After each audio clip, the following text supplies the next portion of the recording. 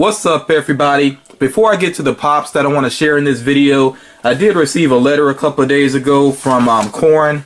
Corn is a viewer that checks out my videos on a regular basis, and he also has sent me artwork previously. And I'm not going to read the full letter. The letter is here. The letter is basically describing a piece of artwork that he sent my way. And I did notice here, I don't think I'd peeped this before, that he goes by the name Bright Grim as well. So yeah, the letter here is in the artwork is from Corn. I do want to show you the artwork that he sent here, though.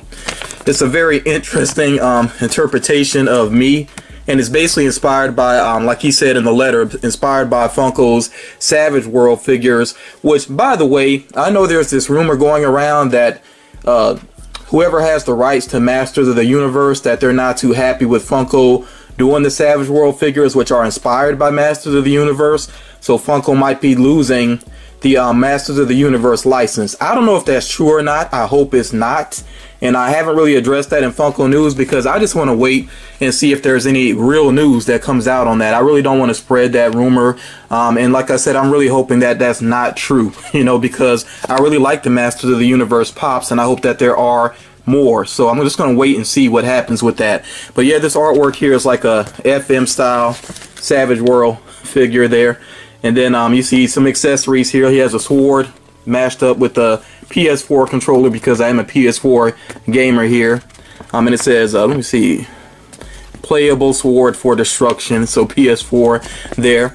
Then he has the Notorious B.I.G. album, but inside of it looks like, you know, a buzzsaw coming out. And it says the notoriously sharp lyrics. Of course, I am a big B.I.G. fan. Over here says positive collecting. Okay, you know, of course, representing me, trying to keep things positive as possible.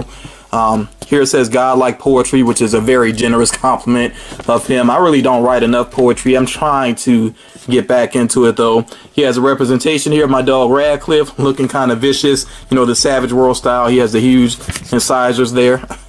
And then, of course, me, you know, looking like a superhero, but almost like a villain at the same time. And then he actually has on his arm, he said this is inspired by the Predator, the countdown, you know, device, the bomb, basically there, because I am a Predator fan as well. So this is very cool. You know, I can tell he put a lot of thought into this artwork, and I'm definitely going to display this.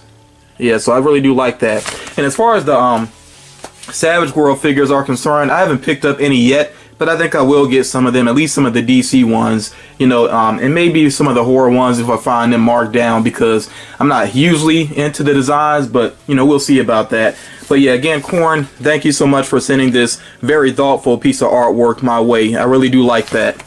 So the first figure that I want to share with you all, I actually ordered this via Macari, and this is a figure that I thought I would have in my collection already. And as a matter of fact, I think when this first came out, because I want to say this came out, I think this was a fall convention exclusive.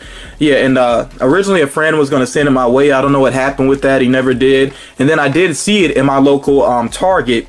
I actually saw a bunch of them in my local Target. So I was like, you know, when I tried to wait for my friend to come through for me, he never did. So I went back and I checked for it, and they were all gone. It was crazy because they had like 7 or 8 of these, and I'll go ahead and show you what it is. I don't want to keep you in suspense here. This actually matches my current background, which is Rick and Morty themed. You know, we have here Gearhead. So yeah, I went back, and like they were all gone. Like I said, there must have been like 7 or 8 of them, and I don't know if somebody bought them all up to sell them online, or if the store shipped them somewhere else. Maybe they used them to cover online orders or something. I don't know what happened, but it was very odd to see them just suddenly disappear like that. But yeah, this one, like I said, I ordered a Macari. The box came, you know, in excellent condition, which I'm glad to see. I did, you know, start to open up the bubble wrap, but this is my first time actually taking it all the way out. So yeah, I'm glad this came in excellent condition. And the character Gearhead, I know Gearhead is not actually his real name. If you watched the series, then you've heard his real name before. You can check that out if you're not familiar with it. But yeah, this is one I wanted to get, but like I said, I thought it was going to end up being, you know, sent my way, and it wasn't, which is, you know, that's fine. But yeah, I'm glad I was able to track it down and not have to pay a big price on it. And I will just say this, you know, sometimes I don't know, I feel like, especially with convention exclusives, you know, sometimes it may be best just, if you can, go ahead and get things yourself, because it really is rough, you know, if you miss a convention exclusive, because they can shoot up in price pretty quickly, you know. So yeah, if you can go ahead and get it yourself, that probably is the best thing to do. But yeah, I'm glad I got this. When you see it shows not the latest wave on the back, but that previous wave there. I actually still don't have Rick with the face hugger. I think I let that slip my mind. Or do I? I can't even remember now. I'm going to have to check the rest of my collection, but I'm pretty sure I don't have that one because the majority of my figures are here, but I do have more Rick and Morty than this. So yeah, I think I didn't get that one, so I may have to search that out on Mercari as well. And the other ones, I wasn't too worried about the rest of these. Warrior Summer, now that I think about it, I really do like Summer in that episode, the Mad Max inspired episode, so I might have to get that one. And the common sentient arm Morty, I might want to get that one as well. I do have the Chase. Yeah, the Chase is sitting right over there. But yeah, the other ones, I don't know. You know, we'll see. I kind of like Prison Break Rick, but I don't want to have like a ton of Rick figures. You know, there are a lot of Rick figures, so I have to be kind of choosy to an extent. But like I said, very glad to have Gearhead. I will get him out here quickly, you know, take a quick look at him. This pop has a very simple design, but I mean, obviously the coolest thing about him is that the body is clear and you can see the gears on the inside. I know somebody in my comment section suggested that they actually change up the gears on his mouth to represent something that happened in one of the scenes. I'm really not going to explain exactly what happened in that scene. If you know it, then you know what I'm talking about, and I think that would be pretty funny, but I just don't think the character is popular enough, you know, for Funko to really do that. So that's something that a custom artist might try to play around with or whatever. But, you know, like I said, very simple pop, but I still like it. I'm glad to, you know, have him added into my collection, and I might consider adding him to the background here at some point. So I have two more pops here. Each one of these is in a sorter, and to be honest, I'm not sure which is which, so I'm not sure which one I'm opening up first here. But one of them, because I actually took them out of the boxes they arrived in, but one of these I also got from the Mercari app, and then the other one came from Hot Topic. You know, so we're going to check these out, and both of these are glow-in-the-dark hero pops. So the first one we have here, yeah, this is actually from Hot Topic. So we have the glow-in-the-dark Shazam, which yes, I know a lot of people are disappointed with the glow on this figure. It doesn't have much glow going on to, you know, on it, except for his chest piece, of course, you know, the lightning bolt there, and then I believe on his wrist as well. You know, I'll try to you know, get a good look at that and, you know, share it with you all what the glow looks like. But even though the glow is not impressive, I still figured if I'm going to have this pop, I might as well get the glow on the dark variant of it. You know, why not? You know, because it has been so readily available. And if I'm not mistaken, I think it's actually still listed on their site. So, I mean, you can go check Hot Topic's website to see if they still have this up. But if not, you know, if you have the Hot Topic in your area, check for it.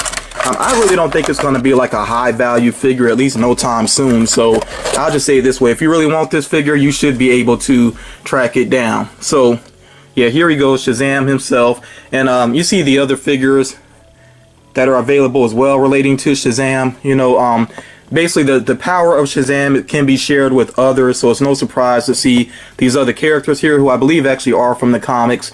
You know, but I'm not going to really worry about getting them unless I watch the movie and I really fall in love with certain characters. Then I may go back and get them, but for now I really just want Shazam.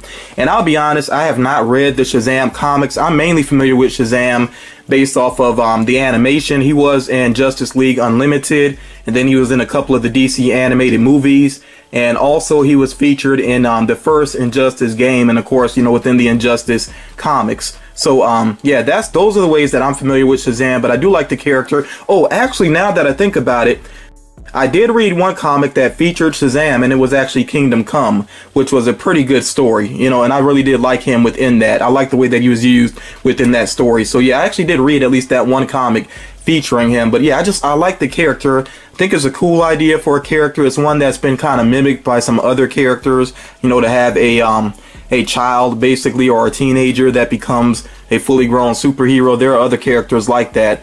This cape looks awesome. I did not realize that before. You see, this is why you got to get your pop figures out and take a good look at them.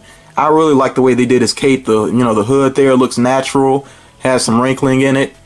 Yeah, the flow of the cape is very nice. So yeah, this is a pretty awesome pop. Even though, like I said, I know the glow is not spectacular, but I'm pretty happy to have it. I do like this character, and I am looking forward, you know, to checking out this movie. I do kind of wonder with the Shazam line of pops if they're going to end up doing the villain later on if he'll appear in a box somewhere, or, well, I mean, now they just had the DC Collector's box, which is with Target, and that's sold in store. It's not a subscription box, so I'd be surprised, really surprised, if they did a box that just focused on Shazam, but who knows, you know, it could happen. But yeah, I kind of wonder if they're going to end up doing the villain later on. Maybe, you know, if the movie does really well, he could be like a convention exclusive for SDCC or something like that. You know, we'll see what happens with it, but I am curious about that. And I know it's not Black Adam, it is a different villain, but, you know, regardless, if the villain is cool enough, you know, it could happen. But yeah, last pop here, like I said, another glow-in-the-dark hero, and it's not March 1st yet when I'm recording this, so we know it's not a certain pop, but it still is a Captain Marvel pop. Here we have the Walmart exclusive. I really got tired of trying to catch this online. I don't know why Walmart releases are that way. They'll be up for a little while, then they disappear, and it's just, they disappear very quickly, on and off again. So yeah, I just got tired of waiting around on this one. And my local Walmart definitely doesn't have any new pops in. They did set up a very small pop section, but they're not selling, so it's been the same pops there pretty much, you know. And I didn't really want to venture out trying to track this down, so yeah, I just went ahead and got this through Mercari as well. Got it at a good price. Was very happy, you know, with it. The good thing about Mercari too is it does put pressure on sellers to go ahead and get their items out quickly so that they can get paid, basically. So yeah, that's one thing I definitely like about Mercari. It almost feels like ordering with Amazon because you get your item very quickly. You know, like I said, the sellers are pressured to go ahead and take care of that. This one does come with the stand, no surprise there, because the legs are kind of thin. I notice a lot of pops, especially female characters, tend to come with stands now because of the slim legs, you know. So again, I will try to capture the glow for you to let you see what this looks like. This one is very cool. I really do like it. I'm still waiting though, you know, to get that Target exclusive, because I think that one is amazing. But yeah, I do have the common Captain Marvel. I do have the Chase as well. And yeah, it's very cool to have this Walmart exclusive one also. I might actually keep this one out of box for a while. Like I've said previously, that's something I tend to do. If I get a new pop in and I really like the look of it, I might keep it out of box at least for a while. And there are some that I've just went ahead and kept out permanently. But yeah, I really do like the look of this, and I'm hopeful that the movie will be cool. I know the early reviews of it have been positive overall, you know, even though I don't always side with the critics, but I think it's going to be a pretty enjoyable movie, something kind of different. I do want to hear from you all though. Are you hyped for the Captain Marvel movie, and also are you hyped for the Shazam movie? I think they're both going to be enjoyable in very different ways. I think the Captain Marvel movie is going to have more of a grand story that kind of sets up some things for the future of the Marvel Universe, especially with the Skrulls in the mix. I think, you know, they could do something really interesting there that will set up for the next phase of Marvel movies. You know, we'll see what happens with that. Whereas I think Shazam is probably going to be a more smaller, intimate story, but also could, you know, set up for an interesting series of movies, at least, you know, for Shazam himself. I don't know if it'll kind of figure into the rest of the DC universe, which doesn't really feel like a DC extended universe anymore. It's tough to tell what DC really has going on. It's just, it feels like they're just winging it over there at this point. But, you know, I still hope at least the Shazam franchise will be a very good franchise, and I look forward to them, you know, working their way towards Black Adam. If he's not in the sequel, you know, they definitely got to, you know, set him up for a third movie at least, but I think they need to go ahead and put him in the sequel personally. But yeah, like I said, let me know what you think about these pops. Let me know what you think about these upcoming movies. As always, thank you for checking out this video, and I'll talk to you all again real soon.